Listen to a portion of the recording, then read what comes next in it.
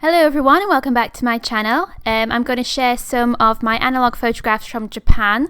So we went on a trip to Japan for about 3 weeks to Tokyo, Kyoto and Osaka.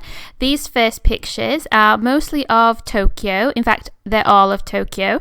I think of Japan has been quite a colourful country, so I ordered some what I thought was colour film for my La Sardina camera before I went. It wasn't until I arrived that I realised I'd accidentally bought black and white film, which was my own stupidity, and I was quite disappointed. I did in the end buy some colour film whilst we were out there, but these early pictures were black and white. So we did go to a zoo while we were out in Japan. It was just a little zoo in one of the parks near where the Studio Ghibli Museum is, because we did manage to get tickets for the Studio Ghibli Museum, which was really cool. And then there were also some shots of just walking around in the streets. I did multiple exposure pictures. Well, I did a few different multiple exposure pictures because Japan and Tokyo in particular felt like a city of contrast. You have temples and shrines and parks and greenery, and then you also have skyscrapers everywhere and shops and music and noise and people, lots and lots of people everywhere.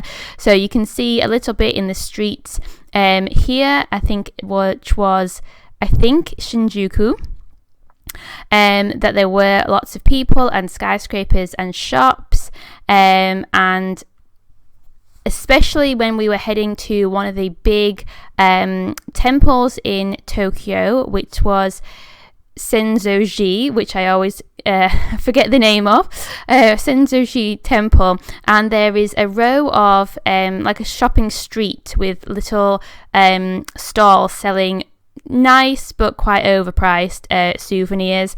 Obviously it's a major tourist attraction, and you can see in the image just how many people there were there. It was absolutely heaving. Again, I think, you know, when I think of the temples, I think of the colour red. A lot of them were that kind of red vermilion colour, quite bright, quite striking, and so it doesn't really come across obviously in the black and white pictures, but you do get an idea of the crowds and the people, and you can kind of imagine the noise and the bustliness.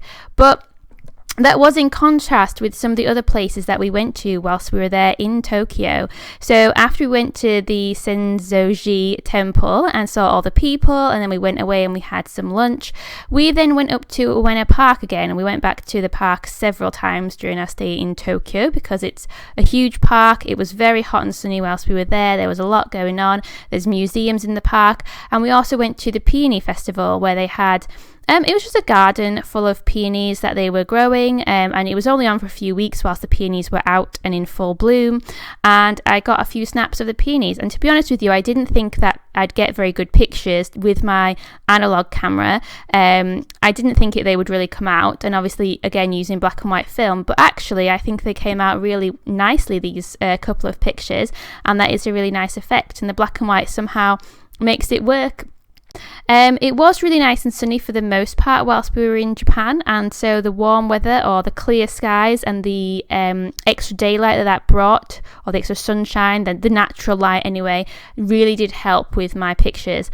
There were a couple of days, as you can see here, where it was really rainy, and everyone had their umbrella out, because everyone in Japan is prepared and everyone has an umbrella, and it was pretty rainy, but I still think that's quite fun because you get to see kind of the other side of the weather in Japan, and it is a very seasonal country, and they do have lots of changes to the weather as you go through the season, so that's quite nice. I hope that you've liked looking at some of these images and some of the pictures. If you have, please give me a like and also leave a comment if you have any thoughts or any tips about analog photography. I do have some other pictures that are in colour and of Kyoto and Osaka, so I will also post videos for them. So if you'd like to see those, please do subscribe and then check back in later.